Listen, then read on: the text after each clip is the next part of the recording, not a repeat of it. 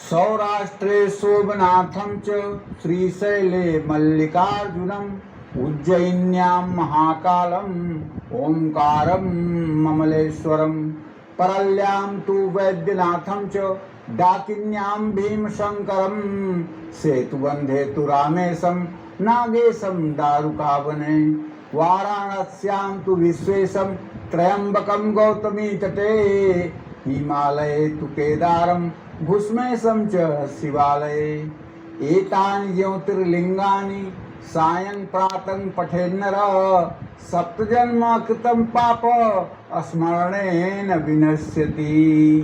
कहने का आशय ये है, ये जो 12 ज्योतिर्लिंगों का नाम मैंने आपको बताया, अगर इन 12 ज्योतिर्लिंगों का नाम कोई व्यक्ति स्नान करने के बाद नित्य प्रातः एक बार स्मरण कर ले, तो मैं पूरे दावे के साथ कहता हूँ, मुझे सनातन धर्म में इतना विश्वास है कि उसके 7 जन्मों के पाप नष्ट हो जाएंगे, 7 जन्मों के उसके दूषित प्रारब्ध समाप्त हो जाएंगे। भगवान शिव के इन 12 ज्योतिर्लिंगों का जो नित्य प्रातः सायं स्मरण करता है, उसके जीवन में किसी तरह का दुर्भाग्य नहीं उदय हो सकता है, केवल स्मरण करने मात्र से। अब सोचिए कितनी महिमा है कि अगर उन ज्योतिर्लिंगों का आप स्मरण कर रहे हैं, तब आप 7 जन्म के पाप ताप से मुक्त हो रहे हैं। और अगर उन ज्योतिर्लिंगों का आपने दर्शन कर लिया, तो पूछिए, सोने पे सुहागा हो जाएगा,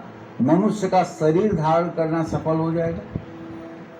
तो बताना चाहूँगा पहले ज्योतिर्लिंग के बारे में।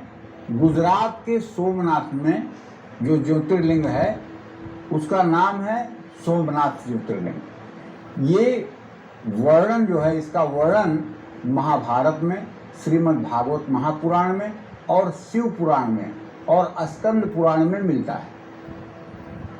ऋग्वेद में सोमेश्वर महादेव का वर्णन है।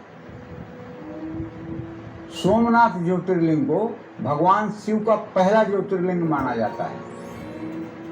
चंद्रमा को प्रजापति दक्ष ने क्षय रोग होने का श्राप दिया था।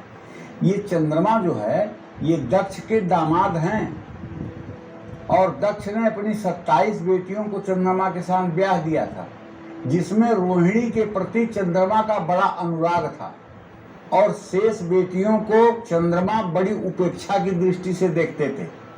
वो बेटियां जब आकर के दक्ष के यहाँ शिकायत करी, तो दक्ष ने चंद्रमा को क्षय रोग होने का श्राप दिया था, और उस श्राप के प्रभाव से बचने के लिए, मुक्ति के लिए, चंद्रमा ने भगवान शिव की उपासना की, और इस सोमनाथ ज्योतिर्लिंग की स्थापना उन्होंने मृत्युलोक में सौराष्ट्र में की।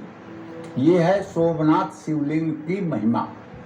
ये चंद्रमा के द्वारा स्थापित ज्योतिर्लिंग है, और सबसे पहले यहाँ